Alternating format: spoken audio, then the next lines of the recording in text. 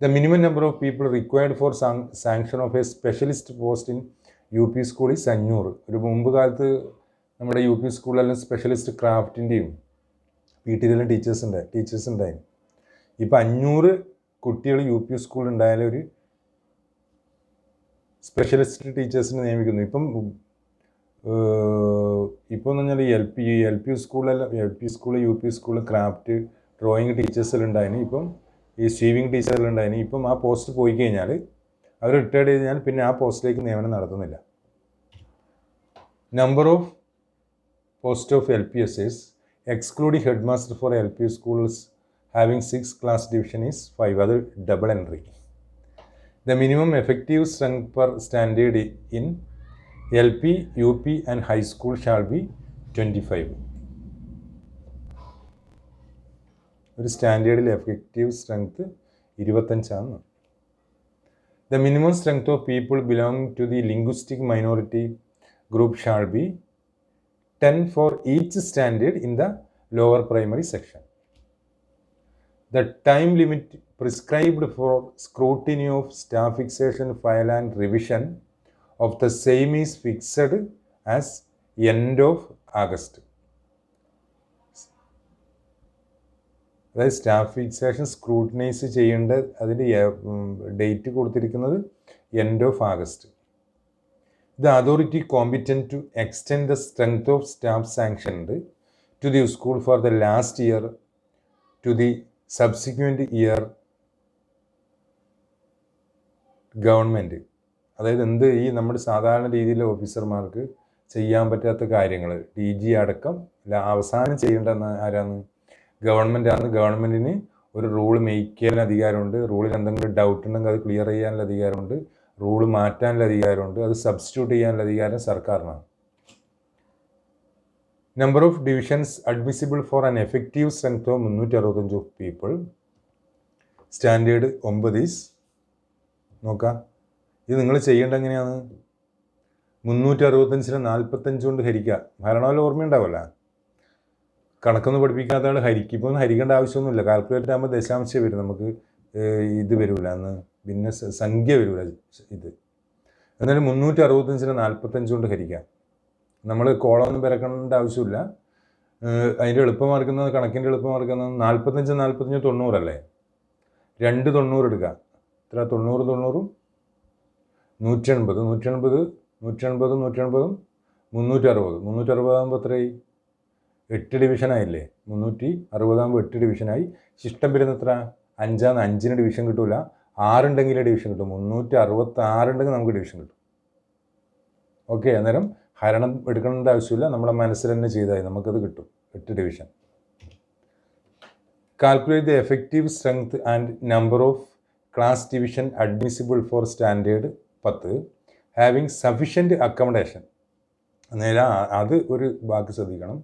നമ്മുടെ സ്കൂളിൽ കുട്ടികളുണ്ടായതുകൊണ്ട് കാര്യമൊന്നുമില്ല. അക്കോമഡേഷൻ ഉണ്ടെങ്കിൽ ഡിവിഷൻ സാങ്ഷൻ ചെയ്യാം. നിങ്ങൾക്കെല്ലാം അറിയാം. ഞാൻ ജസ്റ്റ് ഒന്ന് പറഞ്ഞു തന്നല്ലോ. Strength on the 6th working day 170. Verified attendance 163. Effective strength and number of class division 163 ആണ്. റൈറ്റ് സൈഡിൽ ടേബിൾ നോക്കാം. 163 വരുന്ന 141 185 ഇടയിലാണ്. അന്നേരം 4 ഡിവിഷൻ. നിങ്ങളത് ഇത് ഹരിച്ചെന്ന് നോക്കിയോ? വെറുതെ ഒന്ന് ഹരിച്ച് നോക്കിയോ? 45 കൊണ്ട് ഹരിച്ചോ? ഇഫ് 2 പേഴ്സൺ 362 ചോദ്യം. ഇഫ് 2 പ്യൂൺസ് ബ്രാക്കറ്റിൽ ഓഫീസ് അറ്റൻഡ് ചെയ്യുന്ന പുതിയ പേര് are appointed in a school with standard 9 as the highest, the strength shall be 700 and above but below 1500. ഞാൻ ഇതിനായിട്ടൊരു വീഡിയോ ചെയ്തിട്ടുണ്ട്, അത് നിങ്ങൾ കാണാം.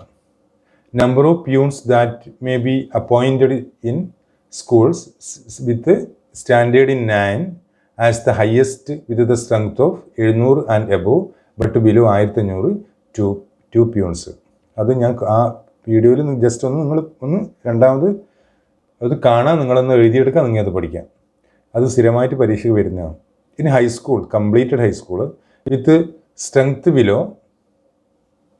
Dash 1 post of lower division clerk will be sanctioned. 1500 താഴെയാണെങ്കിൽ ഒരു ക്ലർക്ക്, 1500 മേലെ എത്ര ആയി കഴിഞ്ഞാലും 2 clerk.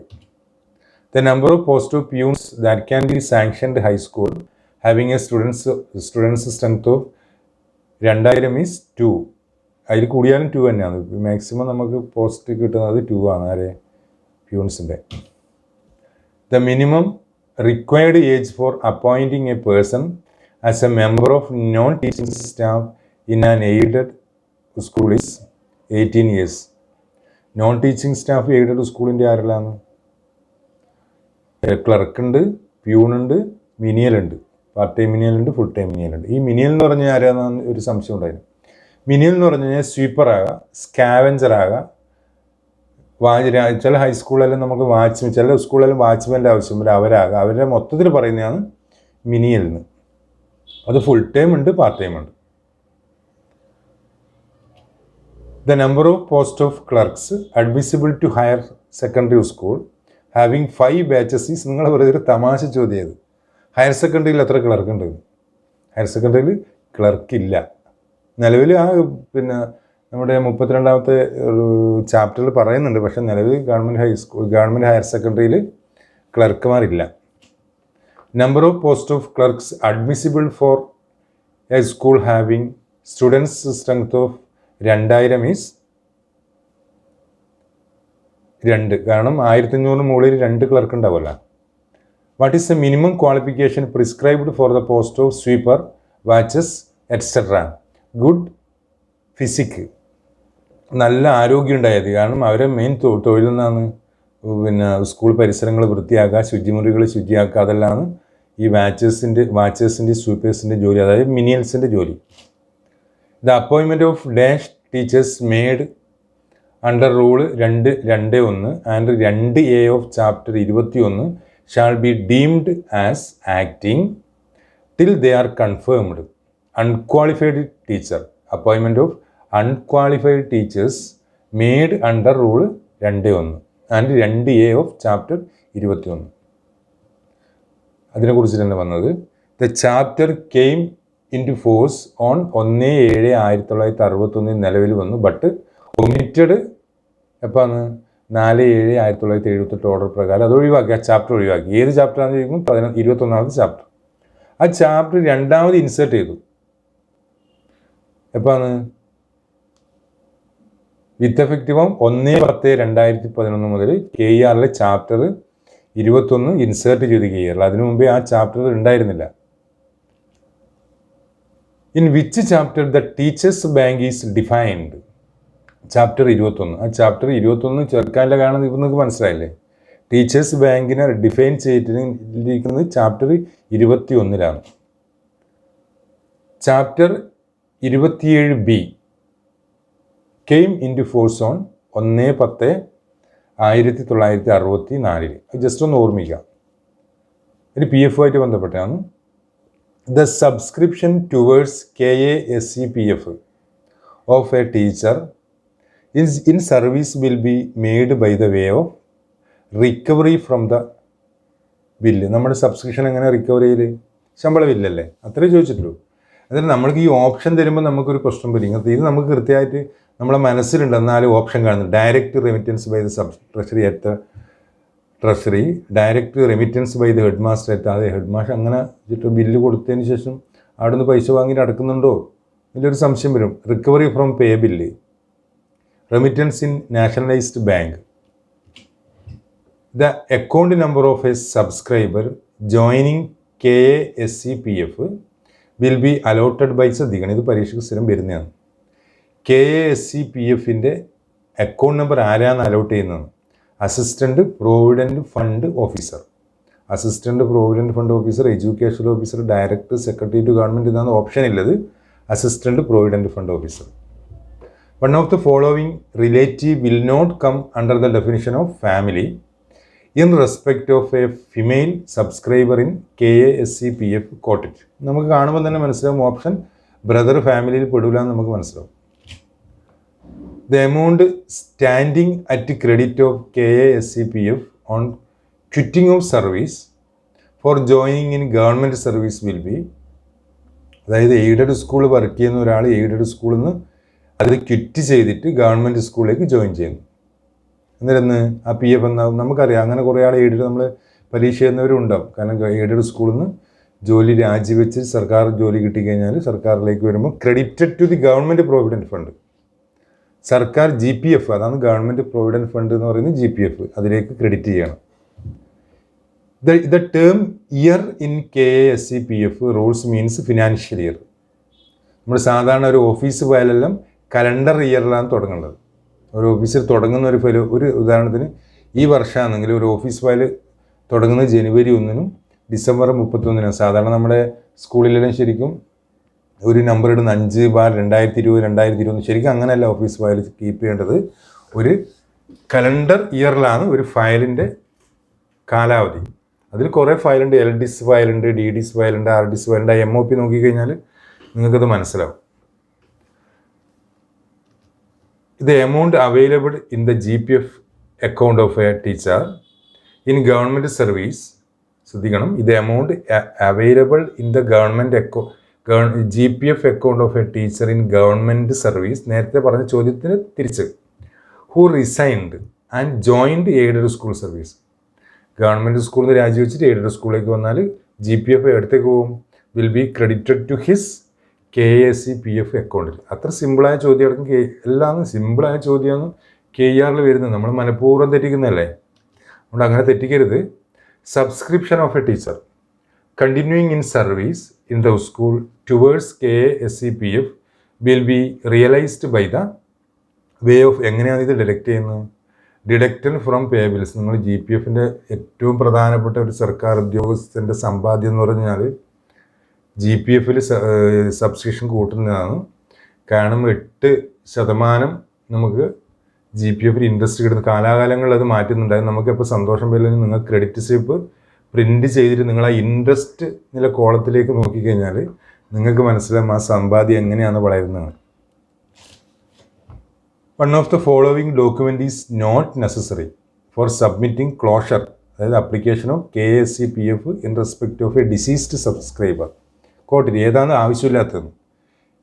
ഇയർഷിപ്പ് certificate, income certificate, guardianship certificate, succession certificate. അത് വേണ്ട. കാരണം വേണ്ട എന്നാണ്, ഇൻകം സർട്ടിഫിക്കറ്റ് മാത്രമേ, ഇൻകം സർട്ടിഫിക്കറ്റ് ആവശ്യമില്ല. അവിടെ മരിച്ചു കഴിഞ്ഞാൽ ആ ഡോക്യുമെൻറ്റിൽ ഇൻകം സർട്ടിഫിക്കറ്റ് ആവശ്യമില്ല. The special qualification for appointment of higher secondary school teacher is set. Higher secondary സ്കൂളിലെ സ്പെഷ്യൽ ക്വാളിഫിക്കേഷൻ സെറ്റും കൂടി പാസ്സാവണം. The minimum rate of subscription to the provident fund fixed is 6%. Minimum 6% provident ഫണ്ടിൽ എഴുതണം. ഒരു 10,000 basic പേയിൽ ഒരാൾ, 10,000 ഇപ്പോൾ ഇല്ല, 20,000 കൂട്ടാൻ, 20,000 ബേസിക് പേയിൽ ഒരാൾ 1,200 രൂപ മിനിമം PFൽ സബ്സ്ക്രൈബ് ചെയ്യാൻ. മാക്സിമം എത്രയാണെന്ന് ഇല്ല, പക്ഷേ മാക്സിമം നമുക്കൊരു ലിമിറ്റ് ഉണ്ടാകും. നമുക്ക് ജീവിക്കാനുള്ള പൈസ നമ്മൾ വെക്കണ്ടേ, അത് കഴിയാണ്ട് നമ്മൾ കിട്ടുന്ന ശമ്പളം മുഴുവനും PFൽ കൊടുത്താൽ പിന്നെ നമുക്ക് അങ്ങനെ ആവില്ല. അന്നേരം അതിന് മാക്സിമം നമുക്കൊരു യുക്തിപരമായ രീതിയിൽ ചെയ്യലാണ്. ഒരു സമ്പാദ്യശീലത്തിൽ ഏറ്റവും നല്ലൊരു സംഭവമാണ് PFൽ സബ്സ്ക്രിപ്ഷൻ കൂട്ടൽ. A non refundable advance NRA from the provident fund is not admissible for the purpose of, നമ്മുടെ പിന്നെ ഇപ്പം കുറച്ച് നമ്മൾ ഈ പർപ്പസ് എല്ലാം കുറച്ചു. മുമ്പെല്ലാണെങ്കിലും നമ്മളൊരു ഓഫീസിലൊരു അപേക്ഷ കൊടുക്കുന്നുണ്ടെങ്കിൽ അതിന് എഴുതണം, to meet the expenses in connection with the prolonged illness of my brother who is solely depend upon me. അതിൽ ഒരു അക്ഷരം തെറ്റിക്കഴിഞ്ഞാൽ മടക്കും, നമ്മളെ ഓഫീസിൽ നമ്മളെ മടക്കും. കാരണം ഇതിലില്ല, സോളിലി എന്ന് എഴുതിയിട്ടാ, പ്രൊലോങ്ഡ് എന്ന് എഴുതിയിട്ടാന്ന് പറഞ്ഞിട്ട് മടക്കും. ഇപ്പോൾ അതൊന്നുമില്ല. നമ്മൾ PF എന്ന് പറഞ്ഞാൽ സാലറി മാറ്റേഴ്സ് പോയിട്ട് GPF ക്ലിക്ക് ചെയ്യുക, അപ്ലൈ ക്ലിക്ക് ചെയ്യുക, ഒരു 2 മിനിറ്റ്. അത് കഴിഞ്ഞിട്ടോ HMN സാധാരണ ഹെഡ് മാഷ് എന്താ ചെയ്യില്ല, നിങ്ങൾക്ക് വേണമെങ്കിൽ ചെയ്യാം. നിങ്ങൾക്ക് സെൽഫ് ലോഗിങ് ഉണ്ട്, ആരും അത് ചെയ്യലില്ല. നിങ്ങൾ മെയിൽ ID യും നിങ്ങളെ മൊബൈൽ ഫോണും സ്പാർക്കിൽ കറക്റ്റ് ചെയ്താൽ നിങ്ങൾക്ക് പ്രത്യേക യൂസറായിട്ട് നിങ്ങൾക്ക് സ്പാർക്ക് ലോഗിൻ ചെയ്യാം. നിങ്ങൾക്ക് നിങ്ങളെ വീട്ടിൽ നിന്ന് തന്നെ ചെയ്യാം. ശ്രദ്ധിക്കേണ്ട കാര്യം, നിങ്ങളെ സ്പാർക്കിൽ നിങ്ങളുടെ ഡീറ്റെയിൽസിൽ നിങ്ങളെ മൊബൈൽ നമ്പറും നിങ്ങളെ മെയിൽ ID ശരിയുണ്ടോ നോക്കുക. അത് ഹെഡ് മാസ്റ്ററോട് പറയാൻ തന്നെ ഒരു സർവീസ് മാറ്ററിൽ പേഴ്സണൽ ഡാറ്റ ഷീറ്റിലെല്ലാം നിങ്ങളുടെ ഡീറ്റെയിൽസ് ഉണ്ട്. അതിപ്പം ചിലപ്പോൾ അപ്ഡേറ്റ് ചെയ്തിട്ടുണ്ടാകും. സെപ്റ്റംബർ 30 മുമ്പ് അപ്ഡേറ്റ് ചെയ്യണമെന്ന് പറഞ്ഞ് നിങ്ങൾ ഈ സ്പാർക്കിൽ നിങ്ങൾക്ക് ലോഗിൻ ID ഇല്ലെങ്കിൽ നിങ്ങൾ ആദ്യം ചെയ്യേണ്ടത് സ്പാർക്കിൽ ഒരു ലോഗിൻ ID ആക്കുക. നിങ്ങൾക്ക് PF അപ്ലൈ ചെയ്യുക, ലീവ് അപ്ലൈ ചെയ്യുക, നിങ്ങളെ സാലറി സ്ലിപ്പ് എടുക്കുക, അതെല്ലാം സ്പാർക്കിൽ ചെയ്യുക. നമ്മൾ ആരും അത് ഉപയോഗിക്കുന്നില്ല എന്നില്ല. അതെല്ലാം നമ്മൾ ചെയ്യേണ്ടതാണ്. നമ്മൾ കാര്യങ്ങൾ നമ്മൾ എന്തായിട്ട് ചെയ്യണം. A non refundable advance from the provident fund is not admissible for the purpose of meeting of expenditure for made as donation. ഒരു ഡൊണേഷന് വരുന്ന ഒരാൾ അന്നേരം വന്നാൽ ശരി എനിക്ക് PF എടുക്കാനുണ്ട്, ഞാൻ PF എടുത്തിട്ട് ഡൊണേഷൻ തരാം. അങ്ങനെ പറയാൻ പറ്റില്ല. എൻ്റെ ആവശ്യങ്ങളെന്ന് meeting the cost of higher education of children, അത് കിട്ടും. Meeting of expenditure for marriage of children, അതും കിട്ടും. Meeting expenditure for treatment of subscriber, അത് കിട്ടും. പക്ഷേ ഒരു പ്രാവശ്യം നമ്മൾ ഒരു 18 വർഷം മുമ്പ് ഒരു സുഹൃത്ത് വീട് റിപ്പയർ ചെയ്യാൻ എടുത്തിട്ടുണ്ടായി. അതിനുശേഷം രണ്ടാമത് അതേ പർപ്പസിന് രണ്ടാമത് കിട്ടൂല. അയാൾ ആപ്ലിക്കേഷൻ റിജക്റ്റ് ചെയ്തു. നിങ്ങൾ 18 വർഷം മുമ്പേ ഒരു 20,000 PF വീട് റിപ്പയർ ചെയ്യാൻ എടുത്തിന്, അതുകൊണ്ട് ഇപ്പം നിലവിൽ തരൂല എന്ന് പറഞ്ഞിട്ട് AG അത് റിജക്റ്റ് ചെയ്തതാണ്. എന്നാൽ റിപ്പയറിങ്ങിന് ഒരു പ്രാവശ്യമാണ് നിലവിൽ AG നമ്മളത് സാങ്ഷൻ ചെയ്യുന്നത്. അത് ശ്രദ്ധിക്കണം. A non refundable advance has been granted to a subscriber of KSCPF for a particular purpose. He shall not period of allowed a temporary advance for the same purpose with a 4 month. അത് നമ്മളൊരു GPF എടുത്തു കഴിഞ്ഞാൽ 4 മാസത്തിനുള്ളിൽ നമുക്ക് NRI എടുക്കാനാവില്ല same പർപ്പസിൽ. The provident fund admissible to aided school teacher is, എൻ്റെ പേര് എയ്ഡഡ് സ്കൂൾ ടീച്ചർ പ്രൊവിഡൻറ്റ് ഫണ്ടിൻ്റെ പേരെന്നാണ്. Kerala aided school employees provident fund KASCPF. The minimum general educational qualification for appointment of specialist teacher in school is SSLC ആണ് specialist school teacher qualification മതി. The chapter dash dealt with the method of appointment and qualification of teachers and non teaching staff in aided higher secondary school. 32 KER ഏകദേശം ഒരു മിക്കവാറും ഒരു 80% aided സ്കൂളിനെ കുറിച്ചിട്ടുള്ളതാണ് KERൽ. അതുകൊണ്ടാണ് ഈ 32ാമത്തെ ചാപ്റ്ററിൽ staff in aided higher secondary school എന്ന് പറഞ്ഞത്. ഈ 32ാമത്തെ chapter. The minimum required work load of a higher secondary teacher, ഒരു ഹയർ സെക്കൻഡറി ടീച്ചർ HSTയുടെ മിനിമം വർക്ക് ലോഡ് എന്ന് പറഞ്ഞ ഒരാഴ്ചയിൽ 15 പീരീഡാണ്. അതിന് താഴെയാണെങ്കിൽ ജൂനിയർ എന്ന് പറയും. The teacher of higher secondary school whose workload is less than 15 period per week per subject in terms as higher secondary school teacher junior, HSST junior. Dash means who becomes excess of delinking of pre-degree course from the college under the management and who opted to become higher secondary school teacher. എന്നാൽ അവരെന്താ കോളേജിൽ നിന്ന് നമ്മളെ +2 മാറ്റിയില്ലേ, ആ സമയത്ത് dealing ചെയ്തിട്ട് നമ്മുടെ higher സെക്കൻഡറിയിൽ കോളേജിലെ ലെക്ചർമാർ വന്നു പോസ്റ്റ് ചെയ്തു. അവരെ പേര് എന്ന് പറഞ്ഞാൽ അന്നേരം ജൂനിയർ ലെക്ചർ എന്നാണ് അവർക്ക് കൊടുത്ത പേര്. The prescribed ratio of appointment of higher secondary teachers HST by transfer and direct recruitment. By ട്രാൻസ്ഫറിലും ഡയറക്റ്റ് റിക്രൂട്ട്മെൻറ്റിന് റേഷ്യോ എത്ര? 1:3. ഇതൊന്നും ഓർമ്മിക്കുക, സ്ഥിരം പരീക്ഷയ്ക്ക് വരുന്നതാണ്. 1:3. ഹയർ സെക്കൻഡറി ടീച്ചർ ബൈ ട്രാൻസ്ഫറും ഡയറക്റ്റ് റിക്രൂട്ട്മെൻറ്റിൻ്റെയും ratio 1:3. The authority for taking over the management of school on receipt of orders under rule 1 chapter 22 is district collector. അതായത് ഒരു മാനേജ്മെൻറ്റ് സ്കൂള് ഏറ്റെടുക്കാനുള്ള അധികാരി district collector. The percentage of appointment permissible by transfer from qualified staff of the school as higher secondary school teacher is 25%. The minimum academic qualification required, ഇതൊന്ന് ശ്രദ്ധിക്കണം കേട്ടോ, ശരിക്കും ശ്രദ്ധിക്കണം. The minimum academic qualification required for direct appointment of lab assistant in aided higher secondary school is SSLC. Direct recruitment SSLC ആണ്. ഇനി അടുത്തത് അത് വേറൊരു ചോദ്യം ഉണ്ടോ ഞാൻ പറയാം. The authority for making appointment in aided higher secondary school under corporate management is manager. അത് സ്ഥിരം ചോദിക്കുന്നതാണ്, ഇതെല്ലാവർക്കും അറിയുന്നതാണ്. ആരാന്ന് പറയുമ്പോൾ മാനേജ്മെൻറ്റ് സ്കൂളിൽ ടീച്ചേഴ്സിനും സ്റ്റാഫിനെയും ചേർക്കുന്നത് ആ മാനേജർ, എഡ്യൂക്കേഷണൽ ഏജൻസി നിയോഗിക്കുന്ന മാനേജർ. ഈ ചോദ്യം ഞാൻ സ്ലൈഡ് മാറിപ്പോയതാണ്. The minimum general qualification prescribed for laboratory assistant for appointment by transfer. അതായത് ആ നിലവിൽ വർക്ക് ചെയ്യുന്ന ആൾ ബൈ ട്രാൻസ്ഫർ വഴി അവർ ക്വാളിഫിക്കേഷൻ എത്ര വേണ്ടത്? സാധാരണ ജനറൽ ഡയറക്റ്റ് റിക്രൂട്ട്മെൻറ്റ് SLC വേണം. ബൈ ട്രാൻസ്ഫറിലാണെങ്കിൽ 7ാം ക്ലാസ്സേ വേണ്ടൂ. അതൊന്ന് ഓർമ്മിക്കുക. ആ ചോദ്യം ഒന്ന് ശ്രദ്ധിക്കണം. ഈ minimum general qualification prescribe for lab assistant എന്നും കേട്ടാട് നിന്ന SLC നദി കൂടാണ്. അതിന് ശേഷം എഴുതിയത് നമ്മൾ ശ്രദ്ധിക്കണം. For appointment by transfer is 7ാം class. One of the following personnel is not compulsory in the interview board constituted for appointment of aided higher secondary school teachers.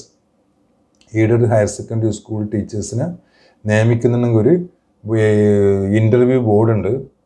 അതിലാരില്ലാത്തതെന്നാണ്. അന്നേരം ഉള്ളവരും നമുക്ക് തന്നിട്ടുണ്ടാവും. അത് നിർബന്ധമായിട്ട് പഠിക്കണം. പ്രിൻസിപ്പിൾ മറന്നുകൂടാ. പ്രിൻസിപ്പിൾ 3 ആളാണ് ഇല്ലത്. പ്രിൻസിപ്പിൾ വേണം, മാനേജർ വേണം, ഗവൺമെൻറ് നോമിനി വേണം. Okay, principal, manager, government nominee. വേറെ 2-3 ഈ ടൈപ്പിൽ ഒരുപാട് ചോദ്യം ചോദിച്ചിട്ടുണ്ട്.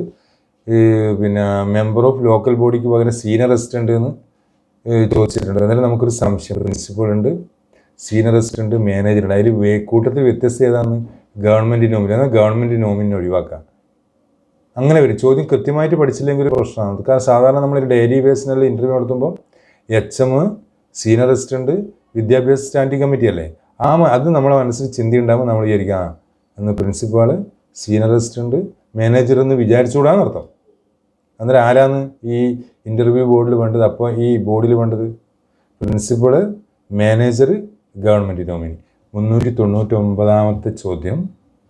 Period of probation of higher secondary school teachers recruited through direct appointment 2 years. 400ാമത്തെ ചോദ്യം. The minimum age limit for appointment of HSS higher secondary school teacher is 20 years. Okay, thank you. 400 ചോദ്യം കഴിഞ്ഞു. All the best.